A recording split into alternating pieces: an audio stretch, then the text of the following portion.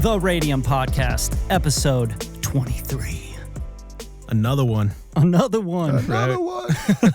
We need a DJ Khaled in here, right? Yeah, no shit. We got Kevin, KDE, in the house.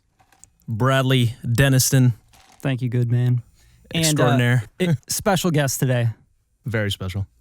Champagne Connie. Champagne. Koncept. Latte Connie. It's still LA early. Connie. It's still early. Latte Connie. Yeah, it's like, you know, it's only Champagne Connie is like 4 p.m. like 3 p.m. Yeah, maybe even 2. Yeah. Depends on the day. You know, depends how early I have my first latte. Yeah. It depends how early you have your whatever that was. Caribbean blast of wellness. There it is. Now with pomegranates of the Caribbean. I love how the Breakfast Club does their show at 6 in the morning, and then they have all these rappers on who are don't wake up those hours ever. Yeah. And they're still drinking Hennessy. Yeah, exactly. They're still lit from the night before. Yeah. I think it is the night, actually, for them. Oh, for That's sure. maybe why it works. If I had to be on radio at 6 a.m., I probably wouldn't go to sleep. No. I would sleep right through it. Exactly. Yeah, exactly. Just show up Wake up at right after your 9. session. It's like when you wake up and you just jump out of bed, like you know you lost something or forgot something. fuck. Yeah. Did I miss my alarm? Yeah. Oh shit! I was supposed to be on radio at fucking 6 a.m. Yeah. Yeah, right. So, Koncept, our podcast is all about the music business, the background information, all the secrets. Why don't you start out with just introducing yourself, letting these people know who you are, your background story, where you came from. I am Koncept. I am from New York City, Queens. I grew up, born and raised in Queens, Jackson Heights, but all over. I lived in Brooklyn for 9 years or something, Manhattan for a few years. Nice. I started off. I've been Koncept since I'm 7 years old. My next door neighbor in Queens was my older brother, and he was a graffiti writer. Mm-hmm. And he gave me the name Koncept when I was 7. So he would my parents would go out, and he was my babysitter, if you will. Right. And he would teach me how to write and teach me how to draw, and then he brought me out and taught me how to use spray paint, and really just taught me how to write my name. Dope. Taught you how to pick up on girls. Taught me how to pick up on girls, of course. At 7. At 7. I was crushing. Put you to work. Just killing it. And then I started DJing, actually. I got turntables when I was 12, and I would just used to study the Beat Junkies and Invisible Scratch Pickles and Nice. Executioners, and just literally just sit in my room and cut. Mm-hmm. And then I always writing, so I wrote short stories and stuff like that. I had something published in a book when I was 13. Damn. Dope. And then, so I just liked writing. So then, and I just loved music and hip hop. I listened to hip hop my whole life.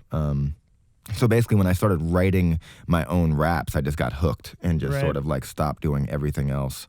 And then I went to college. I went to school for graphic design, and I minored in music. That's where I learned how to, basically use a studio and record myself.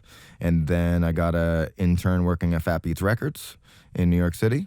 And that's sort of where I learned just sort of everything about the industry, from marketing and sales and booking and meeting tons of artists and DJs and producers, etc.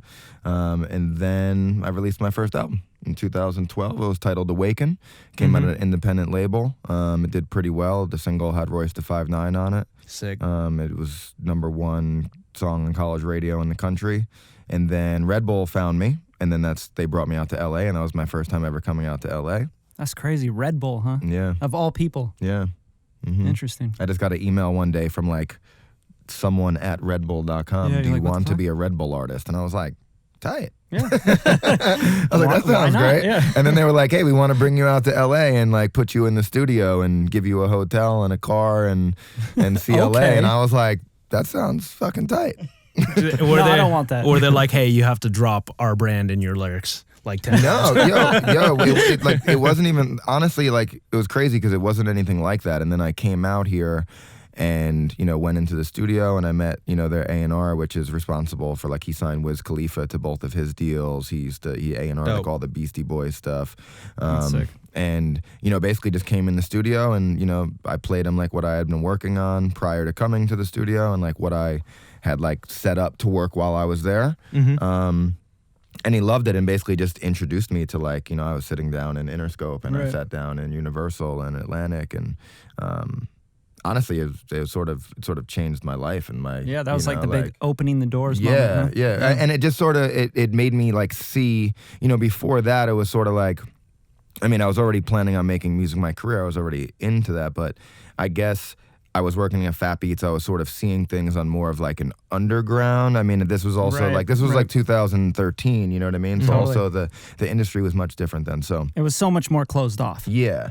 So like at that time, it was sort of like, I was thinking like big picture was like, and no disrespect, but like my big picture was like atmosphere. Right. You know what I mean? Or like, what I mean? Like artists those are like huge, like man. on that Midwest level. is on. Yeah, you know what I mean? Totally. Like, well, just that they were just like, Doing they were touring at all, Mm-hmm. all the time, and they were, like me, I was working at Fat Beats. Like Atmosphere was selling crazy amounts of huge back records. then, You know what I yeah. mean? And not just Atmosphere, but I'm using him as like an example. That was like my like big picture. Right. And then coming out here and being put into that position, and then like being put into within a week, I was sitting in Interscope and them listening to my album and telling me that they wanted to sign the album. Right. And it was like I was sitting down with the dude who signed Lana Del Rey, and you're I'm like, sitting there with shit. I'm sitting there with Eminem posters and 50 whatever, and Right. it was just kind of like, oh damn, this could be like way bigger than I had I'm not imagined, thinking big enough. Yeah. Yeah. And then I'm like sitting in like the office with the A&R, and he like plays one of the records and plays another record, and then goes back and plays the first record, and he's like, so when can we have the album? And I'm kind of like, should I just jump out of this window? Yeah, right.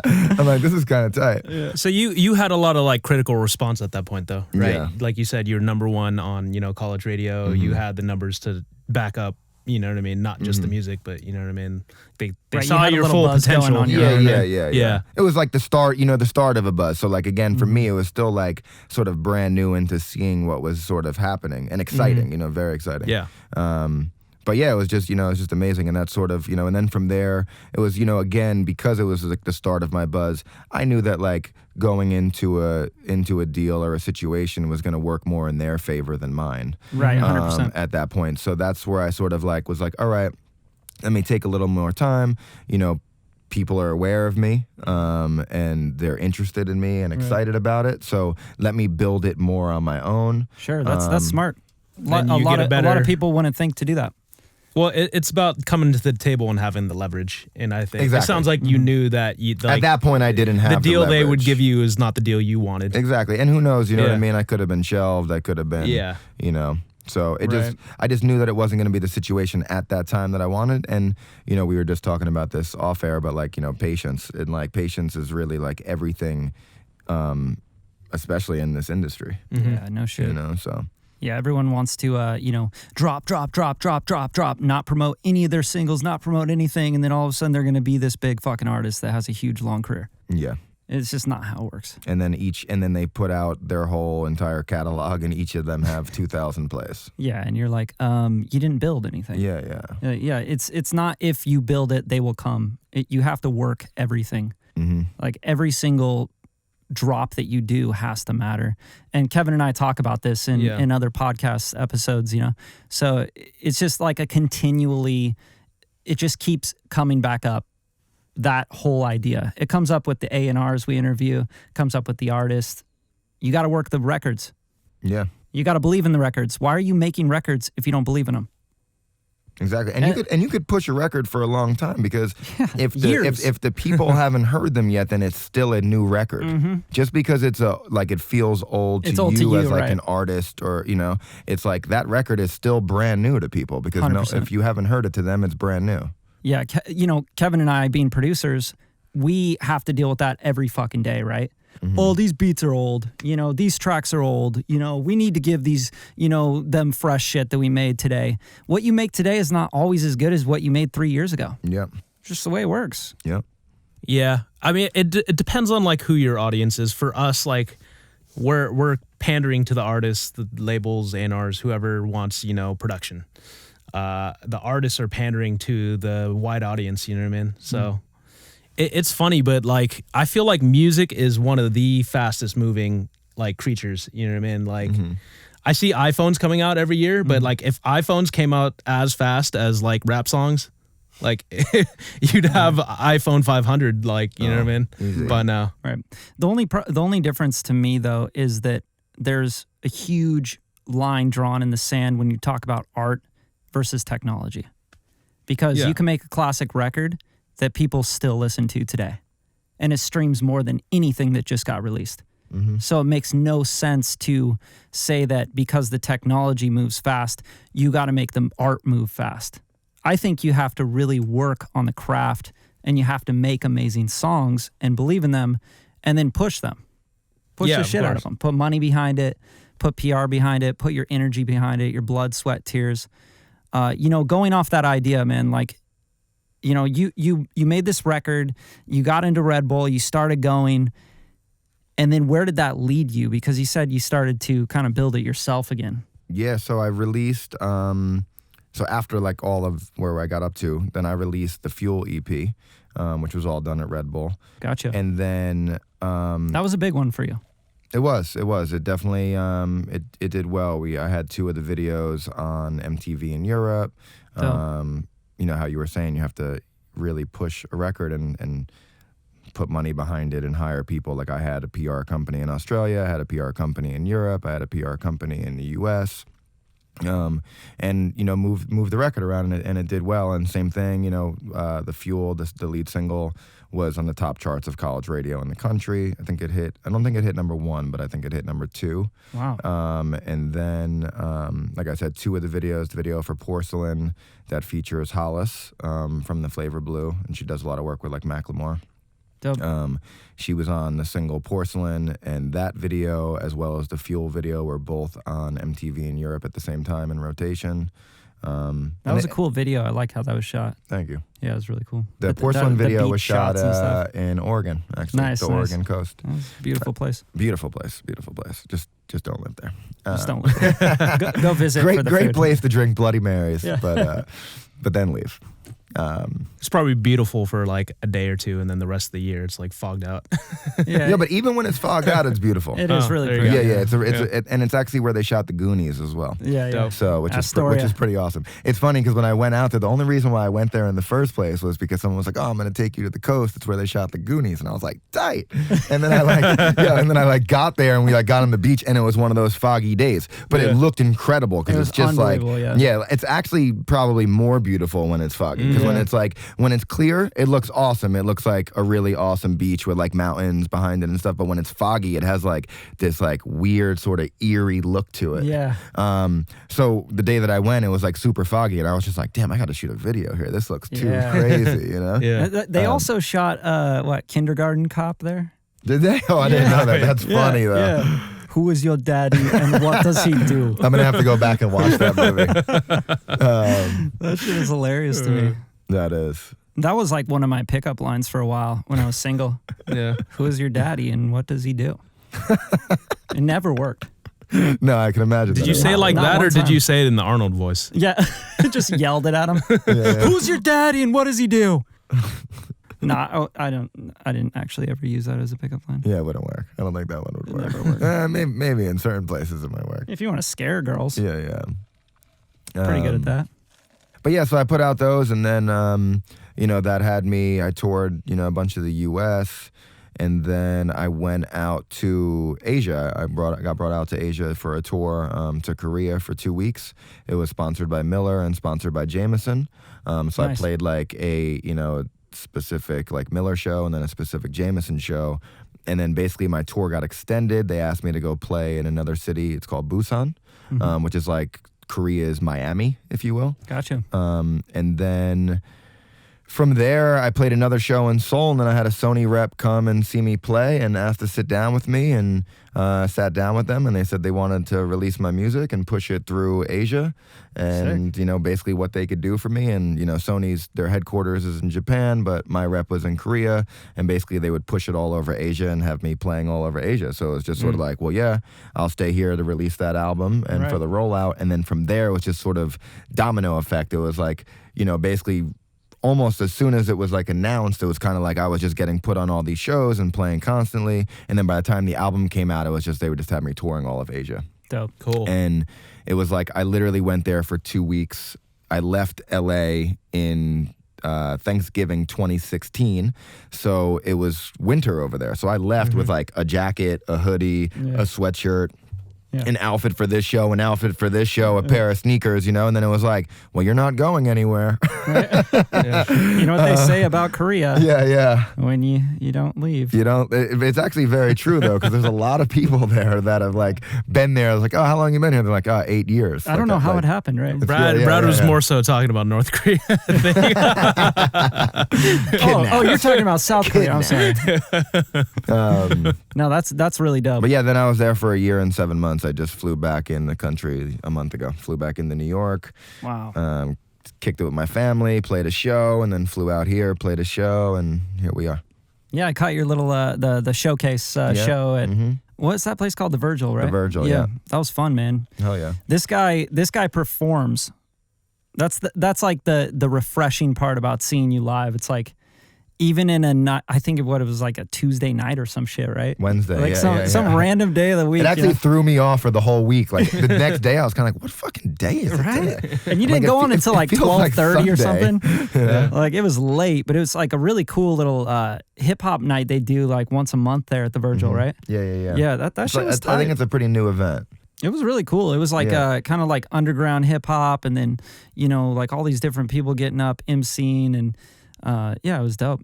I had a great time at it, but it was crazy. It was like Wednesday. You went on at like 12:30, and I was like, shit, it feels like it's a Friday night or Saturday night. Yeah. This is insane. But yeah, man, you killed it. Like Thank you. That's like the big differentiating thing for me with artists. It's like you can make a record, you can, produce something up, you can vocal line, auto-tune, melodyne your voice and sound pretty good on record, but can you perform this shit?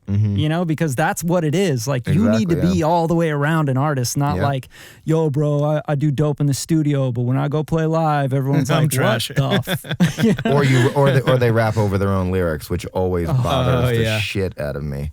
Here's your show mix. I say big artists do that. Oh, I know. I I see it actually all the time, and I'm like, is that like allowed nowadays? I mean, like for me, like I love performing. Like my favorite part of music is the performing of it. It's like I love creating the music, but then like actually performing it and seeing it almost come to life and seeing how people react to it, like in front of me, is just like the greatest feeling. You know what I mean? And seeing people erupt to it and get excited about it and sing the words, etc. So. Yeah, performing is my favorite part, and I perform all the time, so I definitely take pride in my performance. Totally. Yeah, there's not a lot of artists that I feel like can really freestyle or, the basics of what it used to take to be a rapper, you know what I mean? But I even see like freestyles where someone is reading off their phone, I'm like, I think Drake started that, and then Drake got okayed by everyone. Hot 97? I think it was, right? It was Hot 97 like years ago. Yeah. And like that was like his first like, I guess, meme that was like made of him. Now everything that he does is a meme for him. But I think that was like his first. Like he rapped on. I wonder if that was planned like that. Probably, right? Now thinking about it, knowing what I mean? him and his team, like back then it didn't seem like it. But again, that was his first meme. Yeah. But he definitely was the first person to go on Hot 97, and like I don't know if it was Funk Flex or who it was, but it was like he rapped, he freestyled, and held his phone. And I remember it just like blowing up. Like, who is this actor turned rapper rapping off of his phone? Yeah, it's acceptable. And now he's Drake. Yeah, now it's completely acceptable. Yeah. As long as Drake can do it, then everyone can do it. If we rap on this show, that's what I'm gonna do. Yeah. Hold up. I got another verse. I got this new verse that I just wrote. Hold on. Yo, this shit is a freestyle right off the dome. What's up? You gotta catch it. I can't even hold my phone. Catch it. Oh shit! Start juggling the phone while I do it. I didn't finish that bar yet. Real crazy. Hold on. What do you guys think about this? Hold on. I got another one in here. I promise. That'd be tight.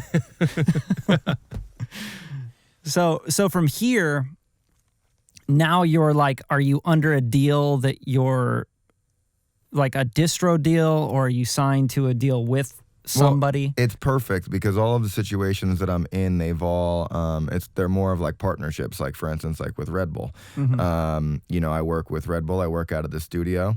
I don't need, like you asked me, like, do I have to say Red Bull? I don't even drink Red Bull. I'm literally like in the studio, and there's just like, I mean, I could just die from Red Bull, if I wanted to. But I don't actually drink any of it. I drink too much coffee. If I started drinking Red Bull, I'd be freaking Get the freaking jitters and shit. No, so it's like it's perfect. So like basically we just have a good relationship where like I could use the studio and they mix my records and we work together. And then same thing like with Sony, it's like they sign. So I have like my own imprint, which is called Champagne Connie Inc.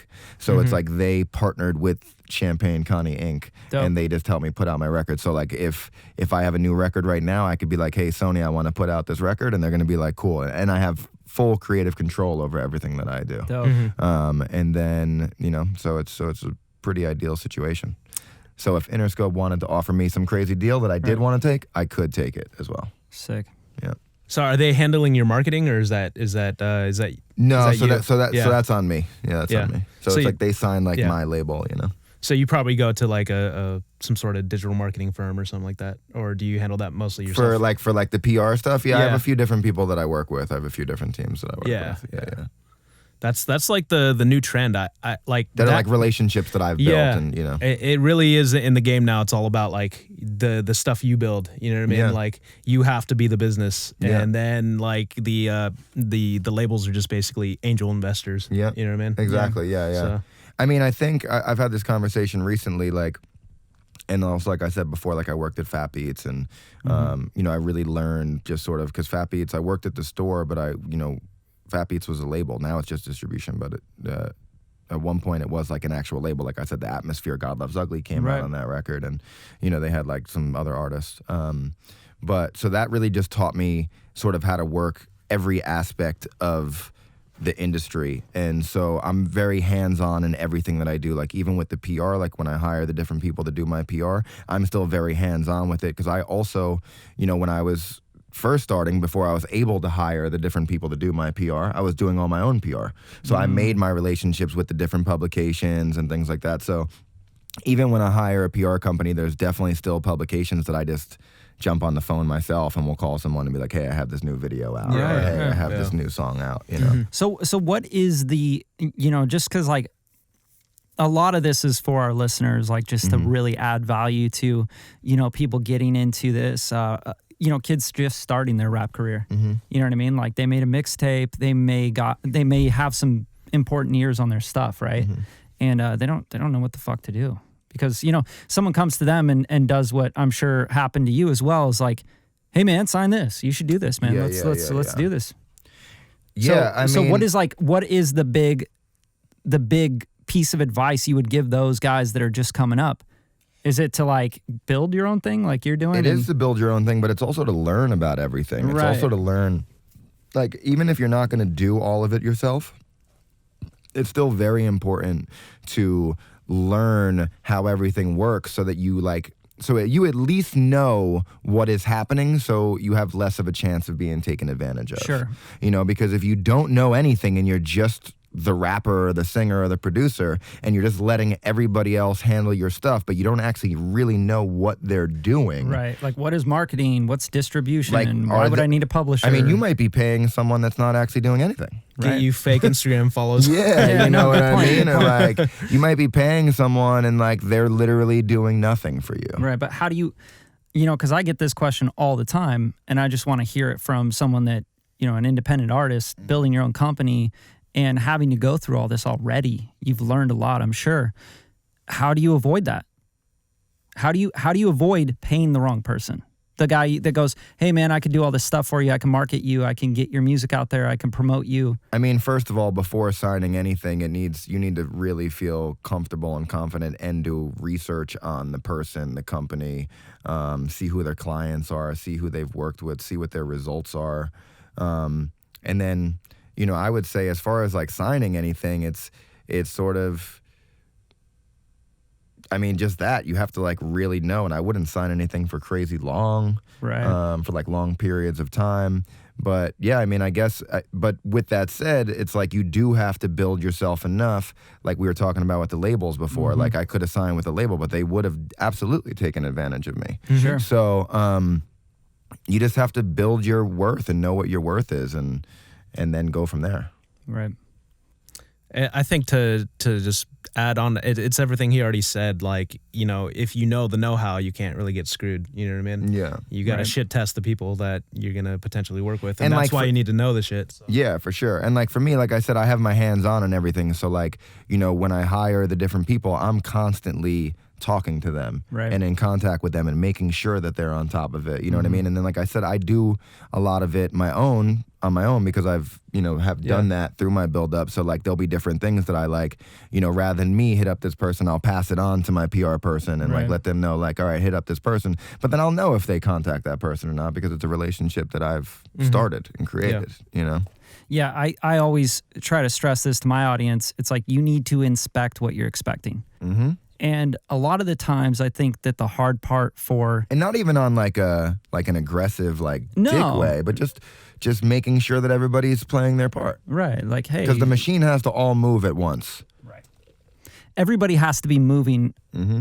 at the same together. The yeah, same pace. at the same goal, same pace. Like that's what I find a lot of the times. It's like, you know, these artists, these producers, whoever, beat makers, songwriters, they're just doing it and then throwing it out there like, hey, so you got it from here, right? But then they're like mad when, hey, why'd you take that and do this with it? You're not inspecting what you're expecting. Like, Yeah, what yeah, are yeah. you expecting? Yeah, like if you're not involved, Like, then- what do you want out of this? Yeah. Like, what are you trying to do? Do you want to deal with a major? Are you looking for just distribution? What do you think you need help with? Do you need just marketing and PR? Because, you know, like you could go the route that you went, Koncept, and just like pay the PR people and have them play their role and then just check in on them. Yeah. Like, hey, what are you doing with this video that I gave you? Yeah. So Like, have you it's had interesting. have you had it land anywhere? Have you had any conversations? Right. See, that's the interesting part. I think that there's not a lot of knowledge around what that means, you know? And a lot of people didn't, you know, go study anything in business, especially not the music business. Like that's kind of like the big reason we started this podcast was to open that conversation up. Yep. You know, like, hey, stop fucking hiding. There's no secrets, you know? Yeah. It's like we talk to the A&Rs, we talk to the publishers, the DJs that drop the records, you know, the artists that are doing it themselves. And it's like, I just want to make sure that it's a very open conversation. Yeah. You know what I mean? Let's do a little hypothetical here. So I think this would actually help our audience a lot, like understanding rollouts of like a song or a music video, or like let's do a hypothetical. You're dropping a song with a music video, and what is your typical rollout? Who are you hiring?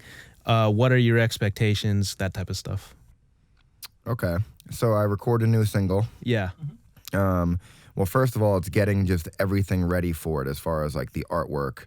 You know what I mean? Because everything needs to have the same amount of quality control to it, like the Right. the entire packaging of it, like not just the recording of the song and the sound of the song, but like you need to have like your artwork proper. You need to have all your images proper. You know, depending on what the song is about and what, you know, maybe photos that you're using for social media, for Instagram, etc. All your content, all, basically. all your content. It is, you know, talking to different, you know, publications of where you're going to get that song placed, where the song is going to premiere, getting in contact with different, you know, radio programmers and making sure that it all hits at the same time. You want everything to hit at once. At least be pushed out at once, and obviously, you know, different places will pick it up at certain points. You know, depending on if you're Drake, everyone's going to pick it up immediately. It doesn't even matter.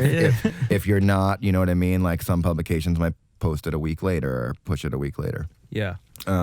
It's setting up different interviews and getting different interviews with different sites and magazines, etc. And just making sure that everywhere that you can possibly hit and have the music pushed and promoted, making sure that everybody's ready to go with it. And then it's, you know, obviously hiring the PR people if you know, if that's what you're going to do. And, you know, in the different regions and making sure that everybody has all their information. And, you know, sometimes those, you know, companies need time. So they might need 3 weeks to 4 weeks to really get their situation ready. And then, you know, just making sure that you're on top of everybody and rolling it out. Are you rolling stuff out like tied to like live releases or like, you know, shows or anything like that? Does that help Like you, you're or is talking that like a touring? thing? Yeah, I mean, I think that, I mean, with a single, maybe not with touring, but with an album with touring. For sure. Okay. like with a single, you might not have to. I mean, it could always help. You know what I mean? If you are touring at that moment, or you have a tour set up, you know what I mean? Releasing a single prior to the tour or while you're on the tour, and or both is always, you know, is always a good thing. I think that having things hit at like one time, like having multiple things hit at one time, is obviously always really good exposure, because the people that are paying attention are like, oh, new song, oh damn, and he has a show, oh, and he's on this radio, oh, and he has this now. I keep seeing him on Twitter and Instagram, and they're like, oh shit, he's doing like a lot of shit right now. I didn't listen to that song, but I've just seen his face and his posts and his tweet 10 times. So shit, let me, like, clearly people are paying attention and people are liking it. So now let me actually go listen to it, you know? So I think those things are all very helpful, of course. I always tell artists to have like a release schedule. You know what I mean? Do you, what is your, like how far in the future do you map things out, or do you even do that? I map things out very far in advance, but then I think that all of those things sort of are subject to change as well. Because it really, like, I definitely used to really be on like I've definitely done releases where it's like, all right, this song drops this day, this video drops this day, then, you know, let those spread out a little bit, then drop this song on this day and this video on this day. But I find, how we were talking before, is that you have to really give a real strong push for each record, because you don't want to push a record and then it didn't really get that, like, no one grabbed onto it enough yet, and then you drop another one because you already had it set, you know? So I think that things are subject to change. Like, you release a record and, like I said, if you're Drake, it, you know, it's going to pick up right away, like, definitely. But if you're not, it might take a few weeks, it might even take a few months for, like, people to really start catching on. And you don't want to skip on to the next thing as that thing is sort of like catching fire, but then now you're apart from it, so it doesn't catch the fire that it really can and deserves to. You know, so I think that now where I'm at is more of like, all right, we have this really dope record, let's push this one and see what happens with it, and have the next one ready, you know, and have the next one ready, so that when that one does catch and it's moving, all right, now we drop this one. Now you got eyeballs and ears on it. But I think that especially in 2018, obviously things are changing on like a daily basis almost, you know? So it's like, especially now, I feel like where I'm at with the release of music is kind of like, let's push one at a time, and whether that's a single or more than that, but push it one at a time, and like, let's really let it catch. Yeah. What is your gauge for when you know something's catching, or that? Are you doing analyticals, getting all you know, sciencey with the marketing, or is it just kind of? I mean, I think that, I mean, of course, like, you know what I mean, I'm definitely checking my analytics on everything. You know what I mean, from social media to YouTube, et cetera, et cetera. And then, I mean, I feel like seeing as far as it catches, again, it depends on, you know, where you're at and what your goals are. Because you got to also always remember, like, focus on what your goals are and not what somebody else is doing. And really go after for what you're going for. So you'll have to be the gauge of, like, when you think something is really working, or when you see things climbing or improving. But yeah, I mean, I think as far as like seeing when something catches, like, that's just really what it is. Like, you just see people talking about it, you see people engaging with it, you start to see comments and just all sort of engagement, you know. Yeah, there's like a sense of like natural engagement versus like, I had to pay this influencer to post it up, or you know what I mean. So it's kind of it's the feedback more so that kind of like tells you when. And I mean, obviously, like the analytics and the numbers as well, but like, you know what I mean, those definitely natural situations definitely help gauge if something's catching on or not as well. Yeah, I think a lot of art, especially music, it takes gut and instinct. As much as like you'd like to believe that all these record labels got it all figured out, they don't. No. If they did, I mean, that's why there's so many artists shelved. If they did, they would just be releasing hit singles that went diamond every single time. Every time, yeah. You know, and it's like they can't do that. And every artist signed would just be massive. Yeah. It'd all be Drake, right? Yeah. It's like, you know what I saw? I saw Alex the Kid is using IBM's Watson AI to run analytics. It's crazy. That's interesting. I wonder how much that helps, you know what I mean, to his decision making, because I'm sure when he signs an artist, he's, you know, had the AI pump out, you know, projections and right. How well will this do in sync licensing? They're like, actually, this isn't looking too good. We're changing our minds. the robot's like, this artist will not sell. Are you looking at the screen right here? You have to go. Yeah, sorry, you're cut. Mr. Watson said you're no good. But this guy who really sounds like shit, I mean, like, look at his analytics. He's gonna take off. You know, fuck it, let's give him $1 million. Yeah. Who's that guy out there fucking pouring the coffee? Get him in here. Let's look at his stuff. Hey, bust a freestyle. Yeah, you. Right now. He's that sucked, but your analytics, God, Watson, Fire. AI is really, yeah, it's a little hard for AI to all it can do is like zeros and ones. You know, like it's like, yes, you use the 1, 4, 5 progression. That is good. You will win. You will win. Yeah. According to my statistics. And then J-Rock song comes on. Yeah. Win. Right. Win. Fuck everybody else. Yeah. Win. Watson's like, no. not You're enough not melody. the one. You're not the one. I think you got to use those tools, though. I mean, all joking aside. What, the win? Yeah, the one. Yeah. You got to win. Yeah. It's very important. No, using analytics and AI is like, that's going to be, if you're not using those tools, you're going to be at a disadvantage in the future. I really believe that. Did you guys hear, this is just going off of AI again, did you hear the Beatles AI, the AI that makes songs using the Beatles formula? Yeah. It's really funny. So it sounds really good. I'm actually so surprised. It does sound good. You're yeah. talking about like the composition. Yeah, AI stuff, it writes all the drum lines, and the Beatles always do this type of fill on the drums. They always do that borrowed chord at the end of the phrase. Yeah. I'm afraid it'll get to that point, where the you know how they're bringing people back, like the CGI is so good, like on movies that like they can bring people back from the dead, pretty much Tupac holograms and like they're just gonna have you to an AI formula, and so when you die, like you're still releasing. Like they'll come out with the Tupac formula, they'll have a new Tupac video with an AI and a new Brand song. new album from Tupac. AI featuring Biggie. It'll happen. Music will go crazy. It'll be ridiculous. That's actually what Drake did with the Michael Jackson verse. Exactly. Yeah, right. Yeah. Did he really? No, I don't. I mean, maybe I have no idea. You're like, wait a second. I mean, come on, Drake's got to have some secrets we don't have. Oh, I'm sure. Like, come on.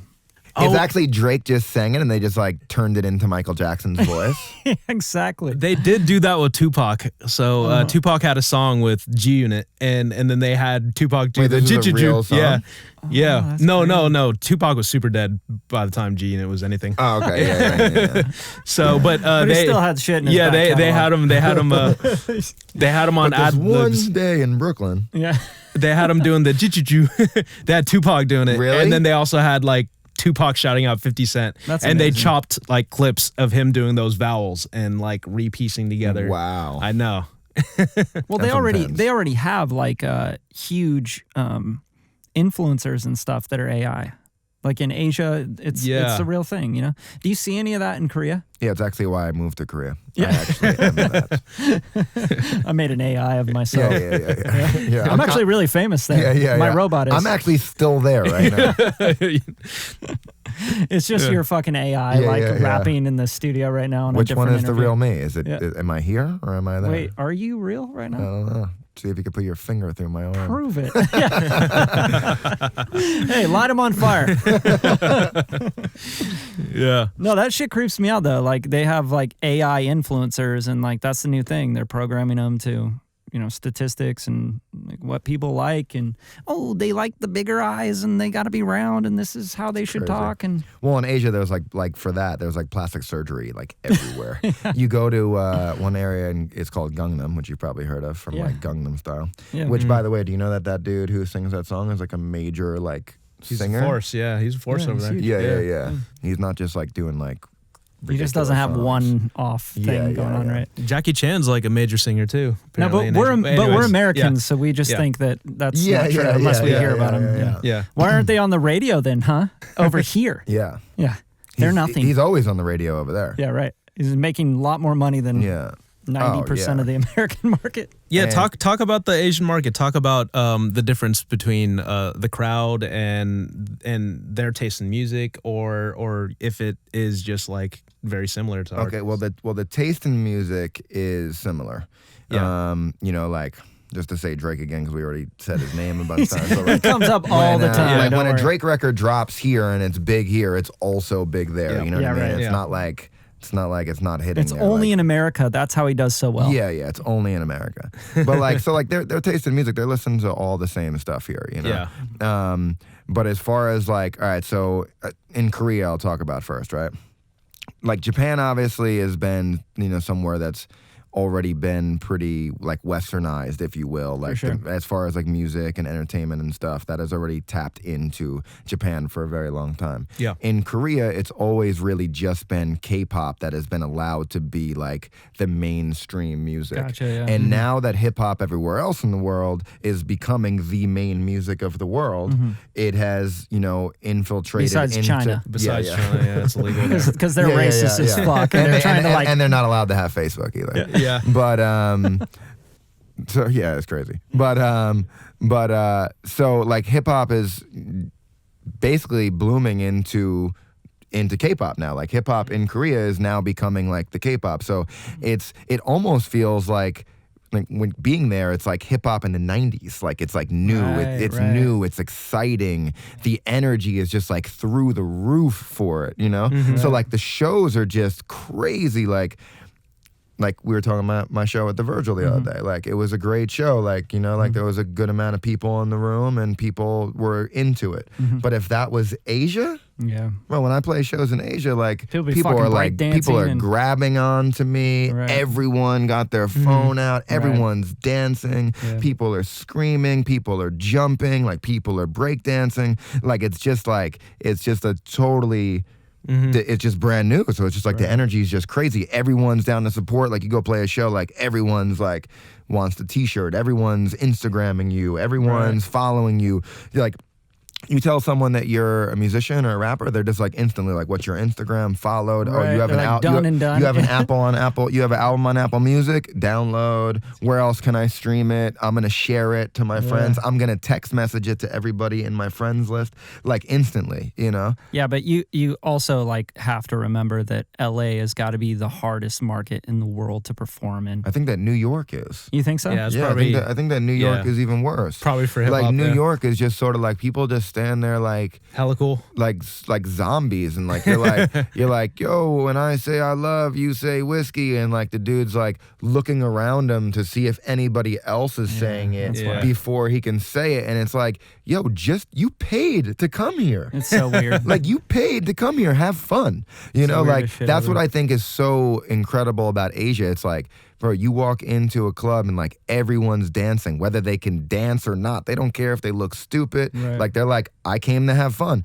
Dancing is fun. I'm Yeah. gonna dance. I'm a human. Yeah, I'm a human. It's okay. You tell me to yell some shit. I don't even know what the hell you're saying or speak your language, but I'm gonna yell it to the best of my ability. Right. Dope. You know? Because I like to have fun. Yeah. Yeah. In New York and in LA, they're like, well, let me check if Instagram says that's cool. Yeah. Can I yell at shows? Yeah, I had Nah, someone not tell doing me it. at a show recently, someone that I know, that like they were at a show and like they knew all the words to the song. There's someone in New York, and that they were singing the words, and then they sort of like realized that they were singing the words and got like embarrassed.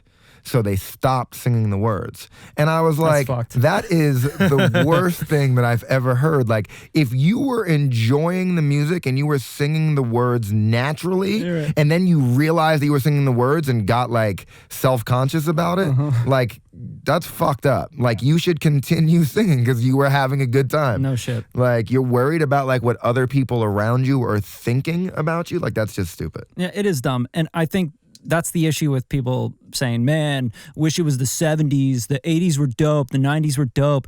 Yeah, well, Because people didn't give a fuck. yeah, People were why don't having you a good fucking time. put your phone down, dickhead? Yeah.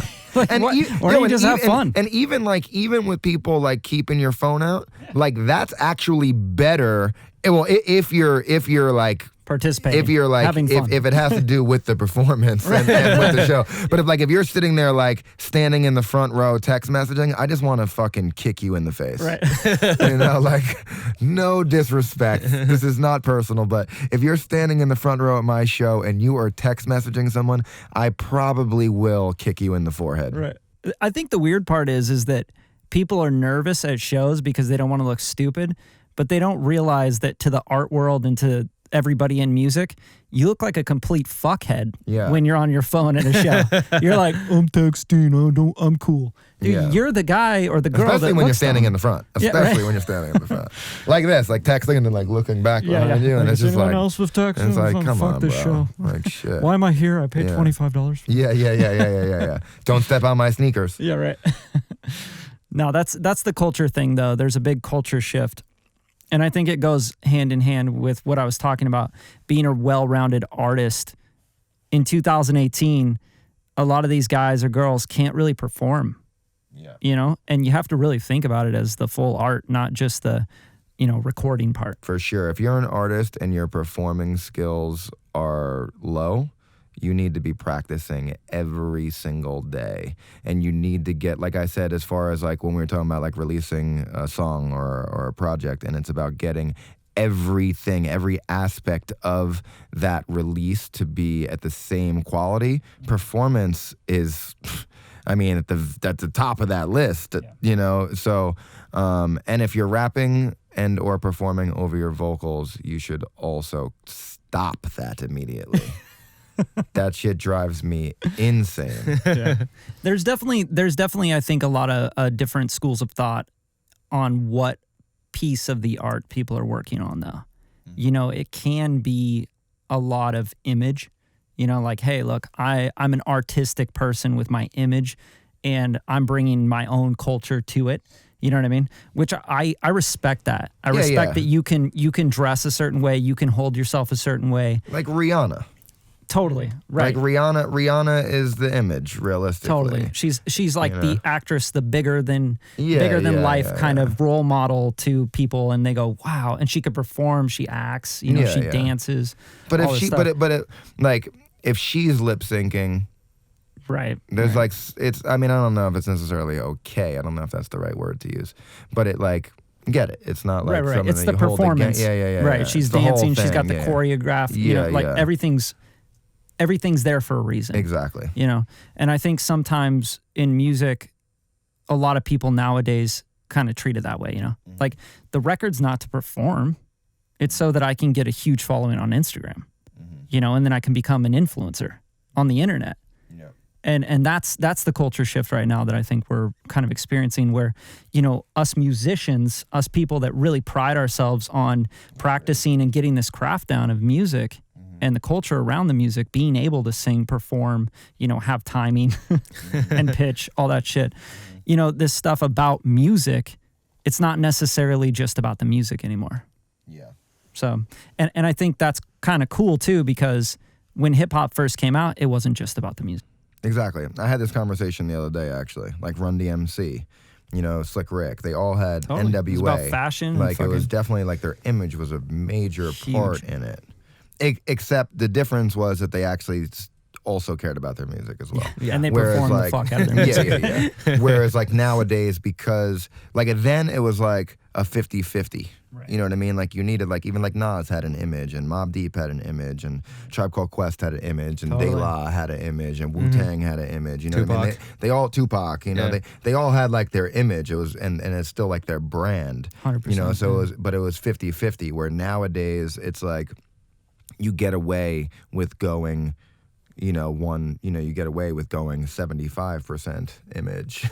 Yeah. You know what totally, I mean? Totally. Or shit, even more. Right. You know what I mean? But like you just get away with doing that more. Whereas previously there was always an image, but you also had to be able to make the music and to do all of that as well. Yeah, I feel like there's less diversity in music now. Would you agree with that? For sure.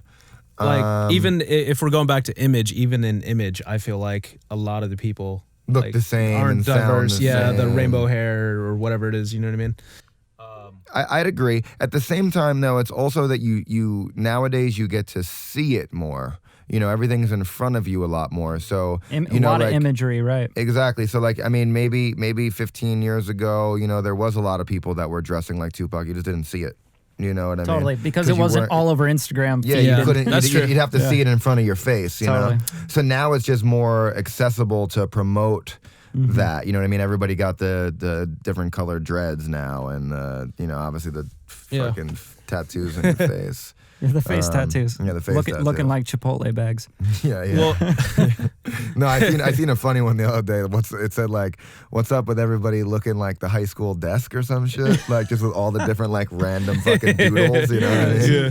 It's like a pot leaf, a fucking king sign. They paid their freaking artists like, yeah, put something on it. Yeah. Something on my face. Hey, engineer, you got my vocals, but also put a. Put something on my face. On my forehead. It was like the meme was like the half and half. It was like the one was like someone's face and the other was just a picture of a desk with like the fucking drawings on it. It was pretty fucking spot on. A heart. And Yeah. That's hella funny. But even when it comes to the music, I think like there's less diversity. And it comes down to like what we're okay with, you know what I mean? Like everyone can flow like the Migos now, and we're okay with that. Like back in the '90s, like not everyone could just go and do the same flow. I'm just gonna do De La Soul. Everyone's gonna do that. Yeah. Whoever's hot right now. Or knock off Drake. Like it's totally okay to knock off Drake. Yeah, it's disgusting. Yeah, it's weird. It's very weird. You know what though? I equate it to just the economy being really good. It's like you have business cycles where like all these kids, they're like seeing the best time in the world. And I'm talking about like economy, I'm talking about jobs, I'm talking about everything's easy right now. So everyone's a fucking, producer, everyone's a beat maker, everyone's an artist, everyone's a rapper. But the minute the economy goes to shit and like they don't have money or they don't have this extra time and stuff, like those people will fall off. Yeah. I really believe that. And I think like you're going to see all the wartime generals kind of come out and they're going to take over and you're going to go, oh, that guy lasted, that artist lasted. That producer's still killing it. Where'd you guys go? The beat makers that were selling your beats for, $3 for $1 or whatever. You know what I mean? And the rappers that were putting out mixtapes all over, like, where'd you go? What happened to you? Because as I see it, Facebook ads, Instagram ads, you see it all the time. All those costs for advertising are going up every single fucking day, right? But not only that, now Google Chrome, they're blocking ads. Right, they have filters with spam and all this shit. So the only people that are going to be able to really get the attention are either people that are genuinely influencers, right? And you see it with Instagram changing their algorithm and stuff. And they're good. They're good at influencing. They're good at rapping. They're good at making music. They're good at something, right? They're not just fucking spamming the fuck out of everyone. Yeah. And then that attention is going to be a lot more expensive. And that's just going to keep going up because social media is not going to die. It's just going to keep going to a different platform. Exactly. Yeah. So you're saying there was, this kind of goes back, we've talked about this, but like the gatekeepers have shifted over to the internet. There was no gatekeepers on the internet. Exactly. But now the internet's going to get super gate-kept. That's what's going to happen. It's just the way it works. So there was this huge land grab where everyone can just make music and be producers and be artists. To SoundCloud. Right. And now the quality's like going way up, if you've noticed. And it's a good thing. Like that's kind of part of the business cycle. Yeah, for sure. It's part of the business cycle that everything goes, it's really easy, right? And then it gets really hard. And when everything gets hard again, everyone's like, fuck this, I'm out. See ya. I'm going to go grab my job at the restaurant again. You know what I mean? Yeah. And it's just how it works. And I see that and I enjoy that because it pushes things. Because the artists that do have the quality, do have the studios, do put their money into their product, put their fucking money where their mouth is. Who really love it and really care about it. Who really love it and really want to just make art no matter what, even if they were doing it for free or they're paying to do it, they're going to keep doing it. So when it gets hard, all those kids that were doing it trying to make $50 a month. Get girls to like their Instagram. Yeah. Yeah, get girls to like their Instagram or get internet famous or whatever. It's just not going to work out. Yeah, just going off of that, there's a lot of people in the game, and I'm not like trying to go on a rant or anything, but a lot of people are in it more. Kev, we like you ranting. No, I'd leave that to Brad. Rant. Brad's got that covered for me. But every time we get off the mic, Kevin just rants at me. Right. But no, there are too many people who are in rap for the lifestyle. I think that's been 100%. Created such a lifestyle. For sure. Yeah. That people will literally drop music. I think that most of them are. Yeah. I was going to say, be honest. Yeah. That's why you got into it, right? Yeah, of course. Yeah, you wanted to like look hella cool and then like have I wanted to girls look super cool. chase you. I really wanted to go to the Fat Beats headquarters and just carry really fucking heavy boxes of vinyl records on the F train across Brooklyn to the Manhattan it's cool store to do that. in the middle of summer when it was hot as shit and the air conditioner in the store was broken and it was like 115 degrees inside the store with like 130% humidity. That's exactly why I got into all of this. Yeah. Yeah. Because that's cool. Yeah, it's so fucking cool. Sweating your dick off, just trying to like keep it together. Oh yeah. I'll be honest. And maybe I have some magical power, but I feel like I can tell, you know, especially when I get into the studio with someone, whether they're like a craftsman, you know what I mean, or just, you know, or they're like, you're kind of here to, you know what I mean? Put it out right now. Because you see people's work process. Throw it on my SoundCloud. You either see their work process or even their live. I can see if someone goes, you know, is performing live, that I can see right away like where they are, Like, kind do you of give a fuck? on the level. Do you even like the music? Like, you know, that's really like that's the differentiation. You know, differentiator. It's like, there you go. That's exactly what I was gonna say. But it's like just imagine like if a violinist just came out and like on the record she was amazing, and then like she performed live and it was just like some screeching, just tattoos all over her face. Yeah, just like some screeching, and then everyone was like, "Yeah, no, it's dope." Dude, I love the song, so the violin. Look at that forehead tattoo. Shit's tight, man. I want to be just like her. Yeah. I remember seeing someone. I don't really want to say whose name it is. It doesn't really matter, but I'm not dissing him by any means. Controversy. I played a show with someone, and he was the headliner, and he walked out on stage, and literally he just walked out on stage and lit a blunt. And the crowd just went insane for it. And I was just like, he didn't even rap. He didn't do anything. Like, you guys just like him because he smokes weed. I know a lot of people who smoke weed that can't do concerts. Like, wow, he smokes weed better than anyone I've ever seen. You know? And I was just thinking, get this man a joint. And again, not even that he wasn't a good artist, but it was just sort of like that. I remember seeing that. This was like years ago in Brooklyn at a venue called Southpaw that is now closed. And I just remember thinking like, wow, like it was like around the time when like, you know, hype beasts, if you will, were like really coming into like the music scene, and it was like really about like he's wearing a Supreme shirt and no like one shit has. like that, you know what I mean? And it was like this artist was like sort of in that scene, you know? So it was like, I just remember he literally just walked out on stage and just like lit a blunt, and like the crowd just like erupted. And it was just just like all he did was light the blunt. Like, I understand if he like started performing and you guys started going crazy, but like it's silent in here. There's no music on right now. You're sick. Yeah. And that's when I was just like, okay, this is what the people want to see. Well, it's the same thing. Like They don't even want to hear the music. on Instagram, everyone's a public figure too. Did you notice? Oh, yeah. When I see that, I'm just like, what is that? What does that even mean? What do you do? Yeah, I'm a public figure. You take pictures from your phone in portrait mode in a bikini. Hey, talking I'm about just public figure, dude.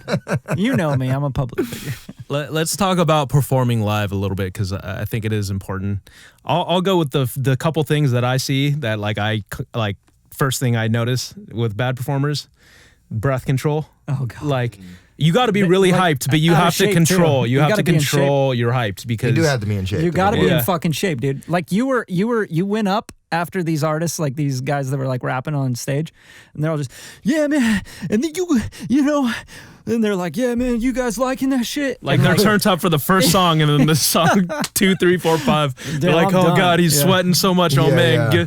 give that guy a break. Give him a $5, man. All right, major key, just hit the fucking gym. For Yeah. God's sakes, like, And get Well, in no, it shape. comes eat healthy. Eat Yeah. your Caribbean fucking have Caribbean protein. wellness shots. It's Yeah. practice too. Yeah. Caribbean protein. I like that. every day. And don't eat 2 Big Macs at 7 p.m. No, man, like just beyond that, I've seen Rick Ross perform, and he has breath control, and you know, he may Right. not be the most in shape guy, but like No, it's he's in all shape, dude. it's You've seen his video Yeah, of him in the yeah, gym. He can flex each pec individually. That shit's sick, dude. yeah. I've never seen Rick Ross perform, actually. But Yeah, me neither. when you see him, he's like, damn, he's like, You know what I mean? I'm like, wow, he's like hitting every bar, That's tight. and he's not out of breath, and he's also turning up because he knows like when he can chill. You know what I mean? You have to know when you can chill. Yeah. You know what I mean? Like not every bar you need to be like, you know, complete screaming on. You know what I mean? Just going in all the Under time. every song for that matter. Yeah. No shit. How often are you changing the like live performance of the song? Like, you know what I mean? Because there's like the studio performance of the song versus the live performance. You know what I mean? How often do those for you specifically like coincide? Because when I saw Drake live, I was like, it sounds like the studio performance. Yeah, it really did. Yeah. He didn't like change. Besides when he sang. Yeah, except for that. They're like, put it in a different key altogether. We'll drop it. We'll drop whisper. it. Yeah, we'll drop it down a couple semitones. What's happening up there? hilarious. It was really funny. Sounds exactly the same except for when he sings because he can't really know do what's that. going on. Just hold on. I don't think it was that low. It was like, He's just like, hold on. Why was it down like, what here? are you doing? That's hilarious. No disrespect because his show, he was like on fucking point. He was like, That's what I was Michael saying. Jordan it was like in that a. bitch. It was like just a. everything was perfect. It was like I'm a sure, studio yeah. performance, Yeah, he but killed like, are you trying to like match the performance on the record, or are you more so trying to get the No. hype? You know what I mean? Well, I think that,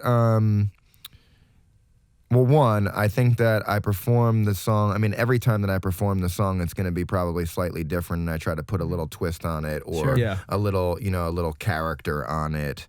And, like, I play a lot of shows, and if some people come see the same show, I don't want them to see the exact same performance. Yeah. And I don't really necessarily want to sound like it does exactly on the record, because then realistically you could just go listen to the record. Right. You know what I mean? Well, some wanna rappers do that too. Just Yeah. make you listen to the record Well, yeah, and talk over it. which I think again is absolutely ridiculous. And if you do that, please stop doing that, because it is not fun to see, listen to, or anything like that. Yeah, like there, for instance, like, all right, there's some songs that I perform that are like older songs. Like I perform sometimes a song that's on like Awaken, which is like my album. Like I said, that came out in like 2012-ish. And when I perform those songs, I mean, shit, I recorded those songs a long time ago. So like not only have I changed as an artist and developed more, but I say things differently. I might even change a couple lyrics in some of the songs, you know what I mean? And I think that is actually, I think that as a fan, if I was the one watching that and watching my, artist that I liked, was a fan of, and seeing them perform a song that I knew, but them having them, change it up a little bit, I think that that's actually kind of cool. Yeah, totally. That is. It makes it more interesting and more unique. Yeah, you're like, why did I come to the fucking show? Yeah. I want to see a performance. I could have just drove down the street and listened to the CD.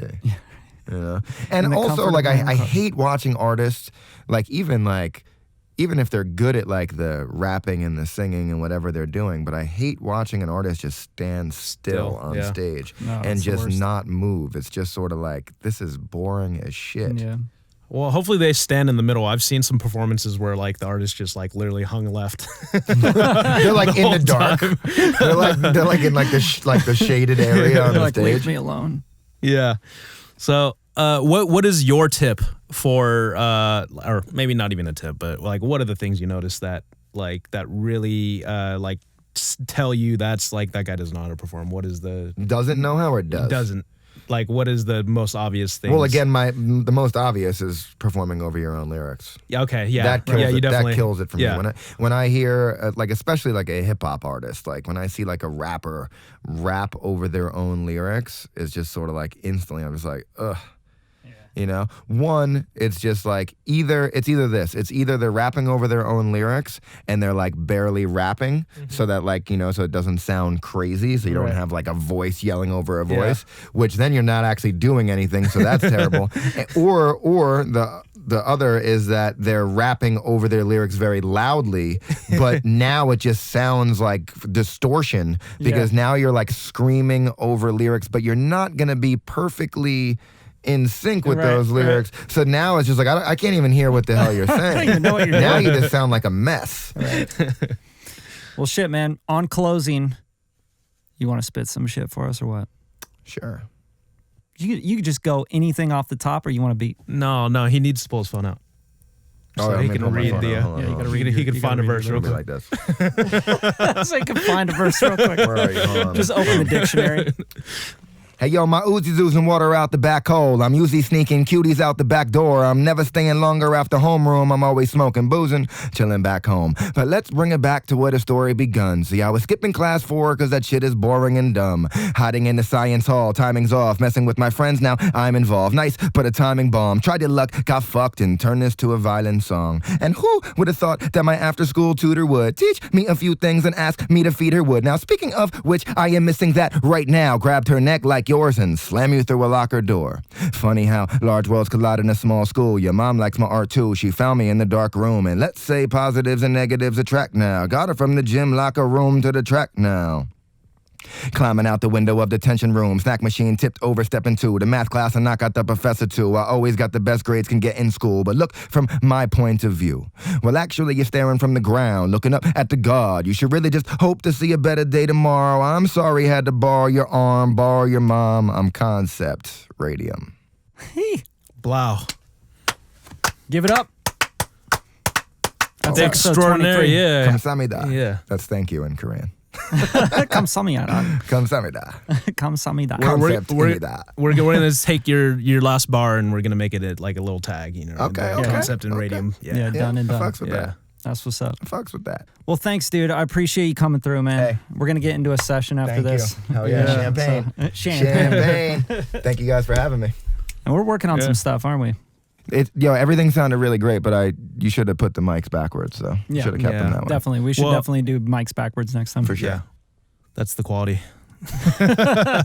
Well, so where can people find you on Instagram, myspace.com? MySpace, champagne. No. Everything is on my MySpace. You don't need to look anywhere else. Anywhere else. AIM, right? Where can they reach you? I am. Yeah, on my instant messenger, I am. No, my website is I Am Koncept. IAM Koncept is with a K, so IamKoncept.com.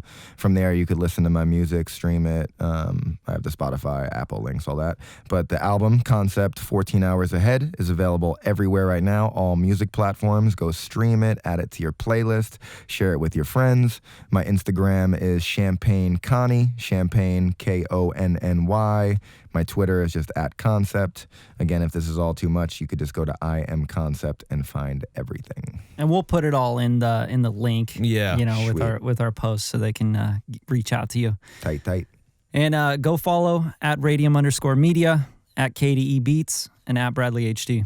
Thanks for tuning in.